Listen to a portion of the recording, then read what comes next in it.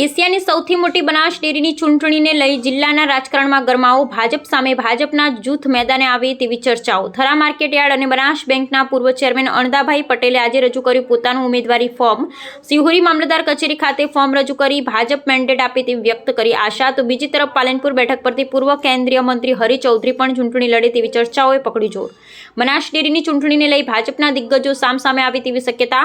આગામી 10 ઓક્ટોબરે યોજાવાની છે બનાસ ડેરીની ચૂંટણી. બનાસ ડેરીની ચૂંટણીને લઈ 22 સપ્ટેમ્બર સુધી ઉમેદવારી ફોર્મ ભરવાની છે અંતિમ તારીખ. Bureau report Ramjibhai Raygur. આજે કોકરેજ તાલુકાના સિહોરી ખાતે બનાસ ડેરીના ડિરેક્ટર તરીકેનું ફોર્મ ભારતીય જનતા પાર્ટીના કાર્યકર્તા તરીકે અને ભારતીય જનતા પાર્ટીના અનુશાસનમાં રહીને ચૂંટણી લડવા માટે ફોર્મ ભરવામાં મેં આવ્યું છે. મારું નામ અણદાભાઈ રામાભાઈ પટેલ. વર્ષોથી ભારતીય જનતા પાર્ટીનું કામ કરું છું અને ભારતીય જનતા પાર્ટીનું કામ કરતો રહીશ. આવનારી ઘણા વર્ષોથી હું બનાસ ડેરીના ડિરેક્ટર તરીકે કામ કરું છું. આ તાલુકાની અંદર પશુપાલકો માટે, આ વિસ્તારના પશુપાલકો માટે જે જરૂરી પડી એ બધું કામ મેં કરવા માટેનો પ્રયત્ન કર્યો જ છે.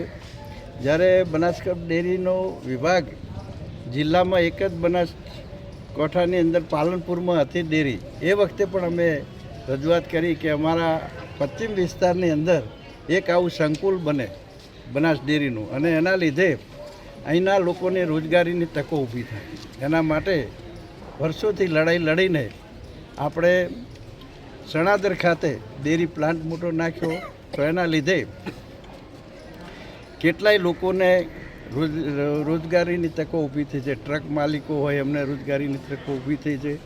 એની અંદર કેન ફરાવા હેલ્પરો જોતા હોય તો એની થઈ છે. રોજમદારોનું કામ ચાલે છે. આ રીતે અનેક પ્રકારે આ રોજગારીની તકો ઊભો કરવાનો પણ પ્રયત્ન કર્યો છે. તો એ રીતે હું કામ કરતો રહીશ. ભારતીય જનતા પાર્ટીના કાર્યકર્તા તરીકે કામ કરું છું અને કરતો રહીશ.